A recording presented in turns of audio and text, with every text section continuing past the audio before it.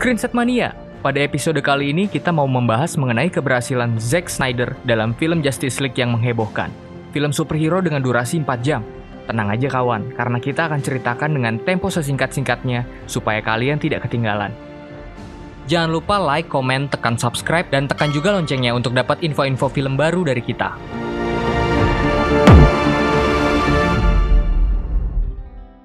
Justice League pada tahun 2017 awalnya disutradarai oleh Zack Snyder. Namun karena ada tragedi keluarga yang tidak bisa ditinggalkan, maka pihak Warner Bros terpaksa mencari sutradara pengganti, yaitu Joss Whedon. Sayangnya, Justice League 2017 tidak memenuhi ekspektasi para penonton, terutama fans komik DC, sehingga para penggemar membuat hashtag Release the Snyder Cut. Hingga di awal 2020, Warner Media melalui HBO Max akhirnya memutuskan untuk memproduksi ulang Justice League versi Zack Snyder. Dan akhirnya, Justice League versi Snyder Cut pun bisa kita nikmati. Berbeda dengan versi bioskop, Zack Snyder memperbaiki film ini baik dari segi tone color, action effect, dan juga scoring atau musik latar yang ditunjuk langsung oleh Zack Snyder pun ikut membantu pembuatan film ini, walaupun sempat didepak di project sebelumnya. Dan kita disajikan film dengan rasio 3:4. Kok nggak biasanya ya? Ya, menurut Screenset, Snyder memiliki misi supaya penonton fokus pada karakter film, bukan dengan sinematografinya. Sebelum kita mulai, jangan lupa untuk kencangkan sabuk pengaman, benerin posisi rebahan, dan let's get it on! Screenset mencoba merangkum perubahan yang nampak, berbeda dari Justice League versi Whedon. Pertama, kostum Steppenwolf yang lebih garang dengan visual efek dari versi bioskopnya. Steppenwolf nampak lebih emosional, karena sebenarnya dia pengen pulang ke planet asalnya, tapi dia masih punya hutang untuk melayani Darkseid. Berbeda dari versi bioskop, di mana seolah-olah Steppenwolf adalah villain utama dari Justice League. Di film ini, Darkseid pun ikut dimunculkan sebagai bos dari Steppenwolf. Adegan awal Snyder Cut Justice League diawali teriakan Superman pada ending film Batman vs Superman ketika Batman melawan Doomsday, dan teriakan Superman terdengar ke seluruh penjuru bumi. Kematian Superman masih meninggalkan rasa bersalah bagi Batman. Batman di sini perannya sama, yaitu membuat aliansi berisikan orang-orang super. Tujuannya untuk melindungi bumi.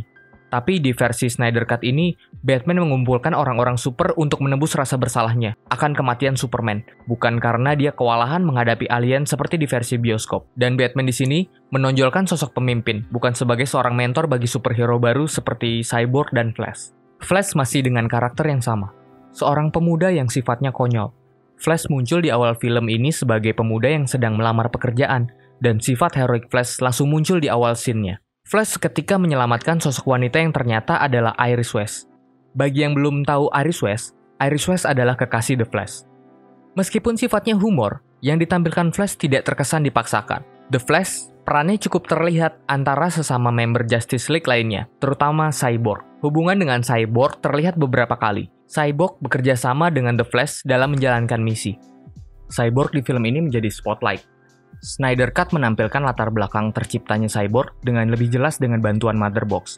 Cyborg merupakan hasil cipta genetik nanoteknologi antara mesin dan kekuatan Mother Box. Ternyata Mother Box bisa menciptakan sesuatu tapi bisa juga menghancurkan. Sisi kekeluargaan diceritakan di film ini dari segi komunikasi antara Cyborg dan ayahnya, yaitu Silai Stone. Silai Stone sendiri memberikan kontribusi lebih besar. Selain menciptakan Cyborg, dia juga membantu superhero dengan memberikan lokasi keberadaan Mother Box ketika direbut oleh Steppenwolf. Kemunculan Superman sama persis dengan versi bioskopnya. Namun pada Snyder Cut, kostum Superman nampak berbeda. Superman memakai kostum berwarna hitam sebagai identitas Superman yang lebih emosional sama kayak di komiknya. Hubungan emosi antara Superman dengan Lois Lane tampak terlihat sangat detail. Bila Lois Lane di versi bioskopnya masih bekerja di Daily Planet, di film ini dia terlihat pengangguran dan rutinitas setiap hari mengunjungi tugu Superman. Dalam banget ya cintanya sama Superman. Dan kesadaran Superman setelah bangkit dari kematian langsung dipengaruhi cintanya yang dalam terhadap Lois Lane. Inilah kenapa ada pepatah, cinta itu buta. Sedangkan untuk Aquaman, dalam Snyder Cut terlihat tidak semaco pada versi bioskopnya. Tetapi hubungan Aquaman dengan dunia Atlantis cukup tergambarkan, dan film ini bisa menjadi jembatan ke film Aquaman yang berikutnya. Wonder Woman di Snyder Cut ini malah tidak jauh berbeda. Hanya saja pengetahuan mengenai invasi alien ke bumi yang terjadi di sebelumnya, diketahui Diana dari panah Artemis yang menuntun dia ke gua rahasia di kuil Amazon. Berbeda di versi bioskopnya yang mana seolah-olah dia sudah sok tahu kalau alien bakal invasi ke bumi. Nah, ada beberapa tokoh yang baru diperkenalkan nih di film ini.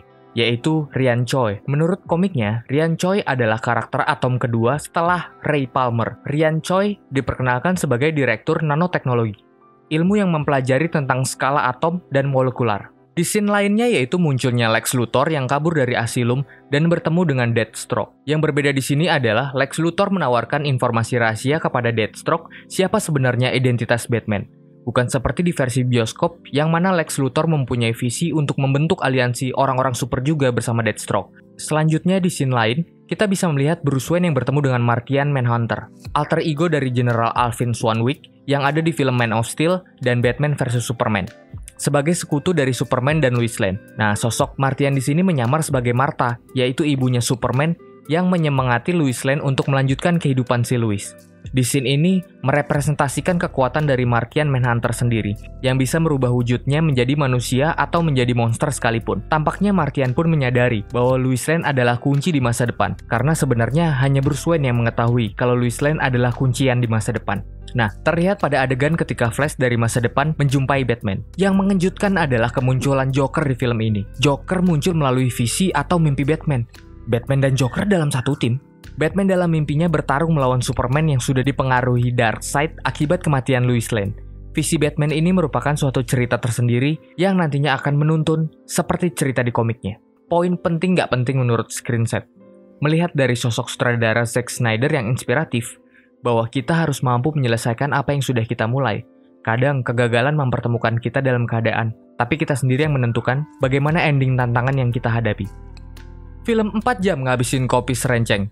Lihat superhero, keserimpet waktu basmi alien.